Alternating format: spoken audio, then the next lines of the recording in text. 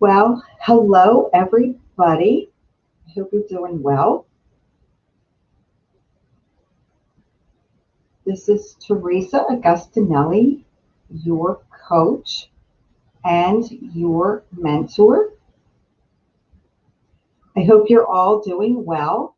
I am here with you live. Hopefully, as you know, I'm learning to navigate all of these new virtual ways of living. It's very frightening to me, and I'm sure to most of you, because you know the old saying, you can't teach an old dog new tricks. Well, we can't say that anymore because we all have to learn how to do this new thing called virtual world. And that's one of the reasons that I have created Coach's Corner. I wanted to have a place for everybody to be able to go and be together to navigate this thing we call life. So I created what I call Coach's Corner. And it's a great place. Now,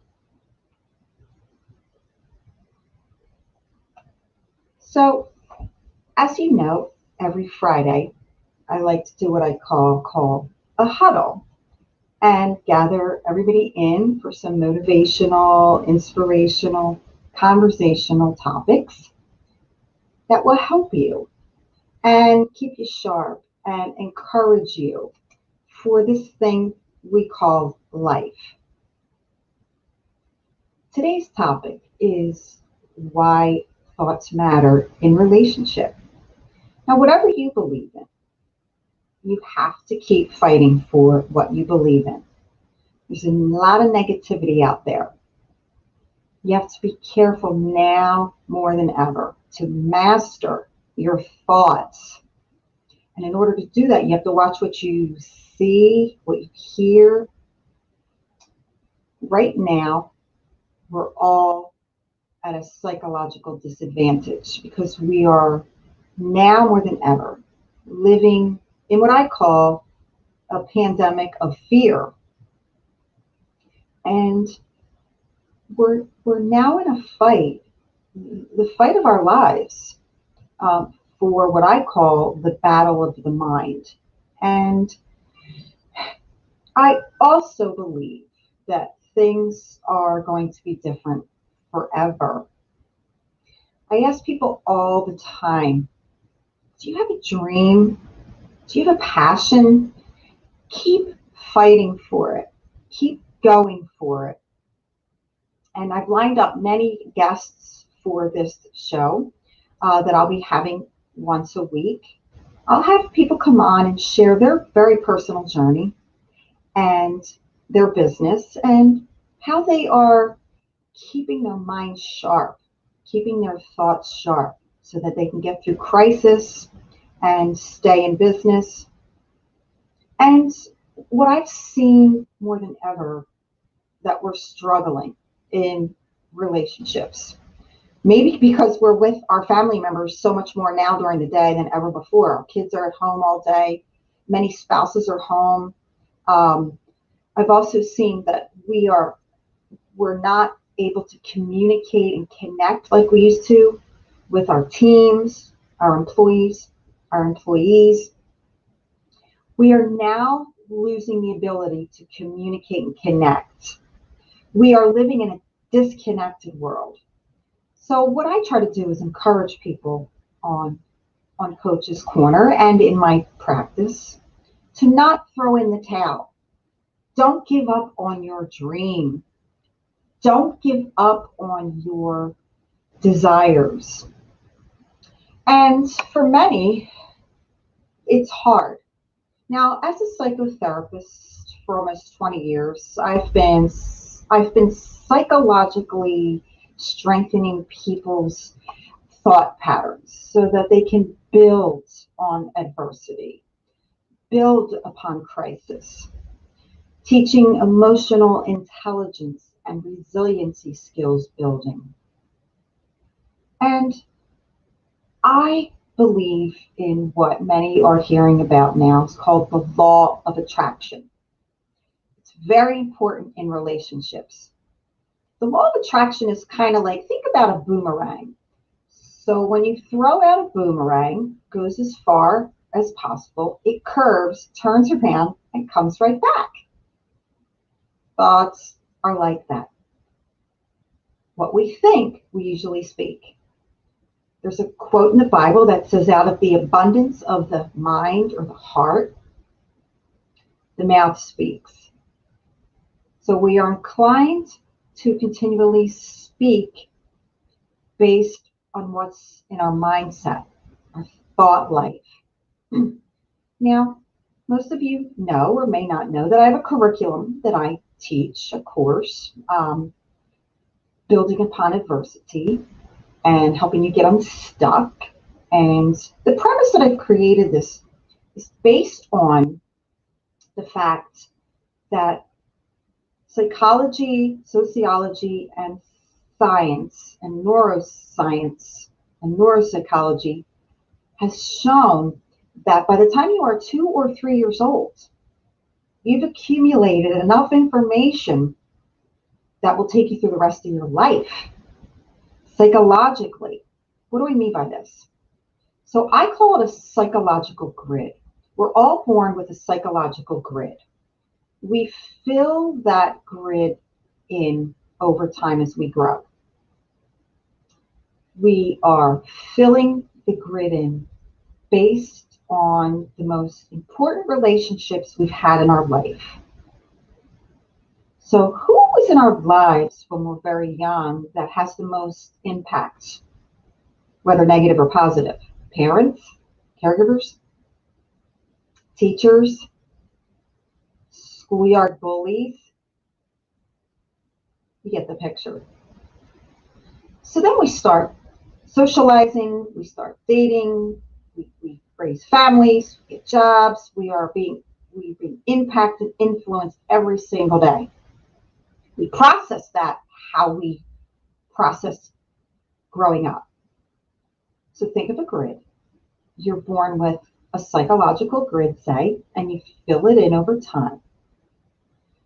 By the time you're 2 or 3 years old, you've downloaded, like a computer, enough information that will show you how to process relationships and your mindset. And I talk about this at length in my courses and in my trainings and in my sessions. We won't go into today. But if you've signed up for my mastermind group next week, interactive 90 minutes, no charge. If you want to sign up, just please sign up on the Coach's Corner page or send me an email right here below. You'll see lemilcc@gmail, and you'll receive a link to the Zoom. And we will talk at length about why we get stuck in life, relationships, in our career, because of that psychological grid that we're filling in over time.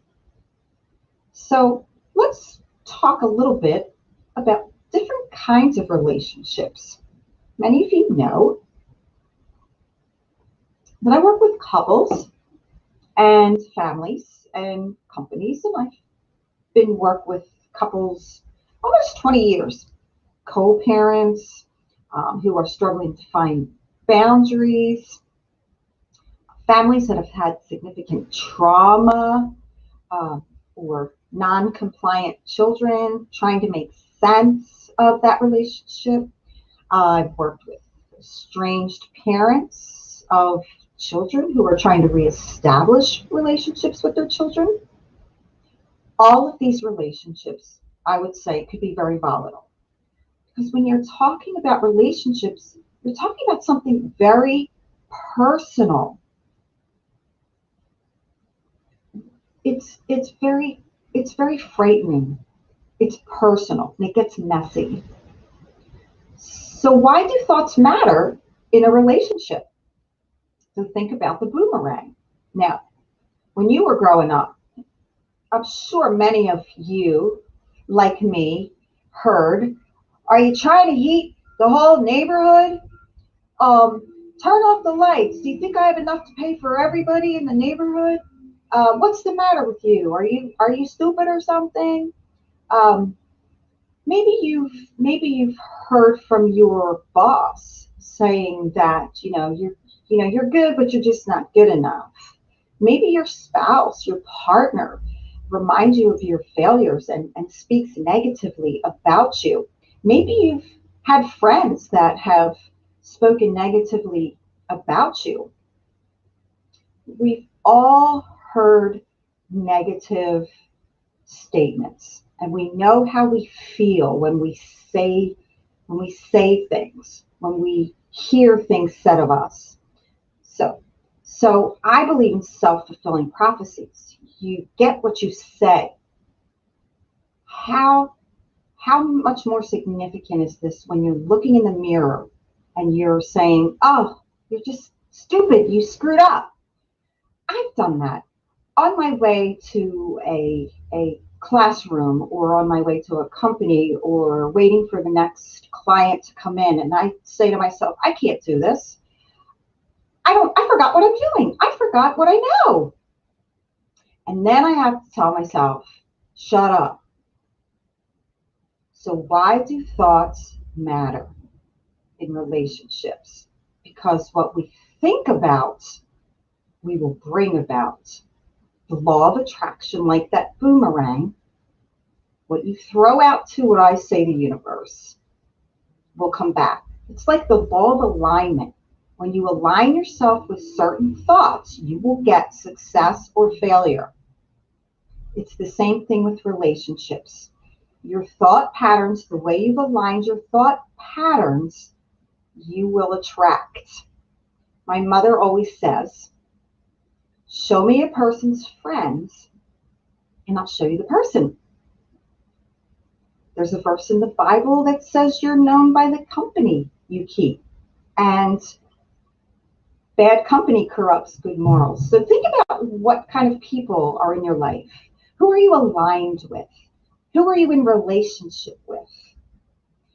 You've got to get a hold of your thought patterns so that you can attract the right relationships, so that you can strengthen relationships.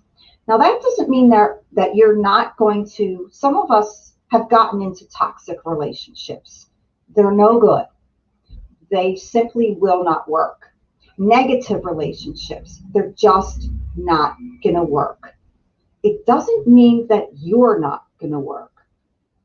So there are situations where you are in a relationship with someone that you are intertwined somehow for life, and you know who those people are.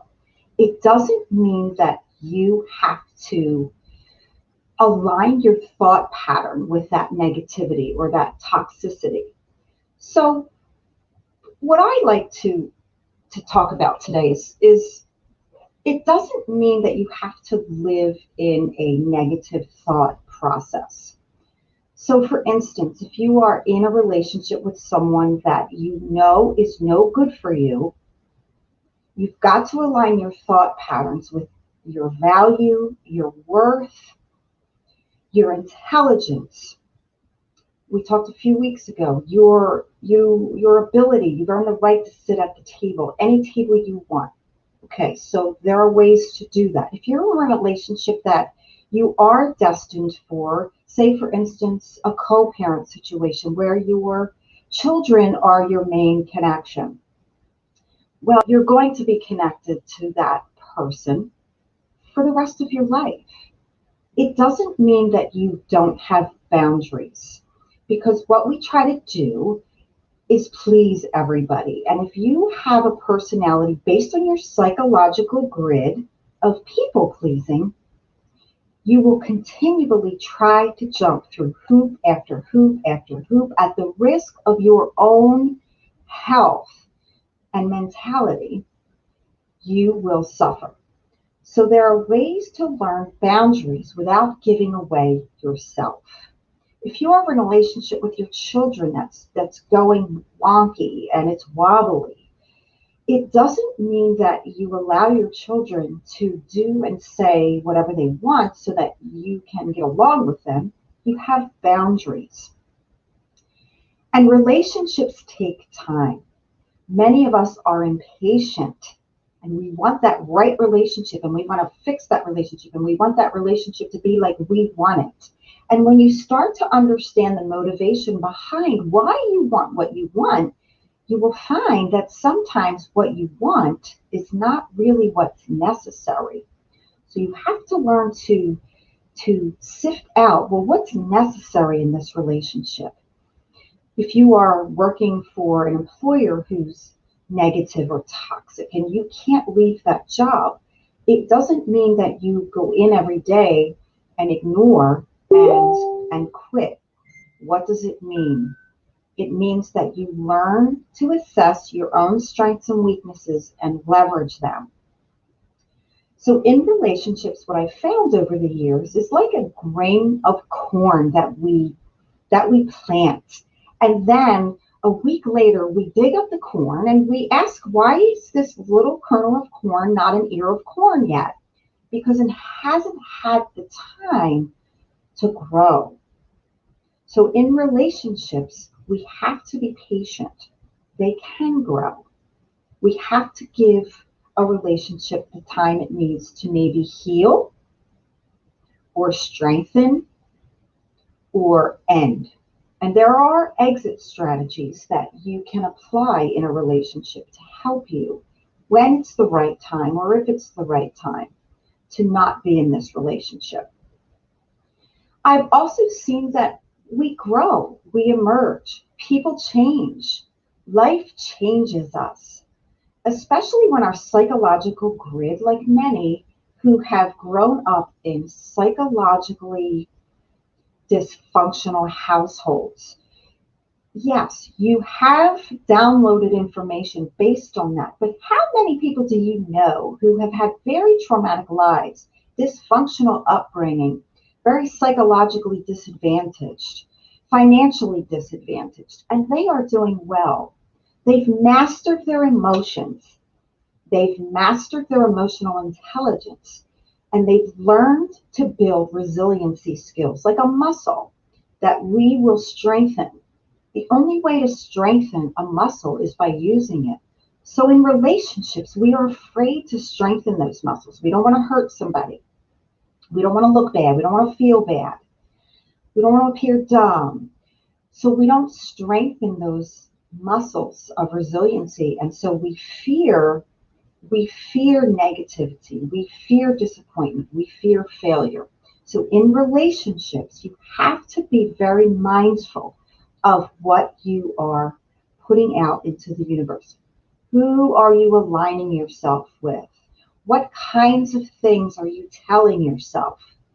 And I've seen over the years there are four common behaviors that human beings um, share across the board. Now, there's many more, but what I've seen in my almost 20 years of working with individuals, and clients, and families, there are four common patterns of behavior that keep people from pretty much staying in the same kind of toxicity, negativity, negative thought patterns. And we'll go over those when we meet if you signed up for the mastermind group next week. But they're based on how you processed crisis when you were little, how you processed negativity, how it was modeled for you. And we'll talk about that and why it keeps you stuck and why you keep finding the same kind of person time after time after time. Because you do attract what you give out. How do you change that? Well, it takes time, like that kernel of corn that you plant. You don't dig it up. People tell me, I tried what you said. It didn't work. And I say, well, how many times did you try what I said? Oh, 3 or 4. That's not going to work. Or I've given people homework, books to read, audio, things to think about. And they come back and they say, it didn't work. And I say, well, how long have you been trying it? Well, I tried it for a week. I tried it for a month. It takes way more time than that. But you got to start somewhere. So in relationships, you will attract the kind of people that you are giving out. Are you timid? Guess what? You're going to attract aggressive people. Okay? Are you fearful? Guess what? You're going to attract aggressive people. Or do you think that you are stupid or below others? Guess what? You're going to attract narcissistic personalities. So you have to understand that what you're putting out there, you're getting back. And it is a vibrational thing. You know, I had a dog, my dog Trooper, and about 6 or 7 years ago, where I live in the United States on the East Coast, we had an earthquake. It was unbelievable. Now, it isn't the kind of earthquake we've seen on the West Coast, but nonetheless, it was an earthquake. And I remember being home this day, and my dog kept going upstairs. And at one point, he went up to the highest point in our home into one of our bedrooms that had a master bathroom. And he went and he hid, curled up behind the toilet. And I couldn't imagine what he was thinking. But pets are vibrational. He felt something was coming. I left my house. I had to go to a meeting. And within a half an hour, that earthquake hit. And we all remember that day. I'll never forget watching when my husband would come home from work. You know, your pets can hear and sense and feel the owner's car coming down the driveway, down the road. It's a vibrational thing. And so as human beings, we are also very vibrational beings. Do you ever walk into a room and you can just sense the tension in the room? Have you ever walked into a meeting and you know something is wrong? Am I in trouble? Or you've walked in on your partner, go home, your family, your parents, and they look miserable and you sense something is wrong, although they've never said anything. The way the vibrational interaction is in the room, it's almost like you can cut the tension with a knife. So the vibrational part of things is very important in relationships. So whether you are in a relationship that you can't get out of, or that you want to get out of, or that you're in for life, doesn't matter. What matters is how you process. What are you doing for your development? What are you doing to eradicate, eliminate, erase those negative thought patterns that you've had for years and years and years? It is doable. So I hope that for today you found a little bit of encouragement in what we've talked about. We are all affected by the thoughts of others, their vibration, their thinking patterns, their boomerangs, right? But we don't have to be attacked by it. We don't have to live there. Just the same way we can't put our negativity on other people. We can't expect to be one way and get different results. And so I hope that this has helped you to get a little bit of clarity on how you might be processing your own psychological grid, how you have downloaded that information over the years, and how are the relationships you're currently in right now. Look at those. Find out why you're attracting certain kinds of people. And we'll also talk about that next week, that some of us are attracted to some where others are not attracted. It is very interesting when you look at how the mind processes how we are attracted to people, the motivation behind the people that we attract ourselves to, the psychological motivation. It's very interesting. And if you have a story that you would like to share with us or your personal journey, let me know on Coach's Corner. Go on my Facebook, direct message me. And if you have a mug for your business that you would like me to showcase on Coach's Corner, because as you know, at 12 o'clock on Fridays we meet, you can have your peanut butter and jelly, your coffee, your tea, or your favorite beverage. I won't tell. And I'd be happy to put my favorite beverage in your cup or your mug with your business logo on it. So until we meet again, this is Teresa. Join me next week when we'll have a very positive, encouraging guest who will share with you why personal and professional development is so important, even more so now, more than ever. So this is Teresa, your coach, your mentor, saying stay in the game, go get them, you got this, and I'll see you next week right here at noon, or sign up for my webinar, interactive, next week, and we'll talk then. Thanks, everybody. Have a great day. God bless you. Have a fabulous weekend. See you next time.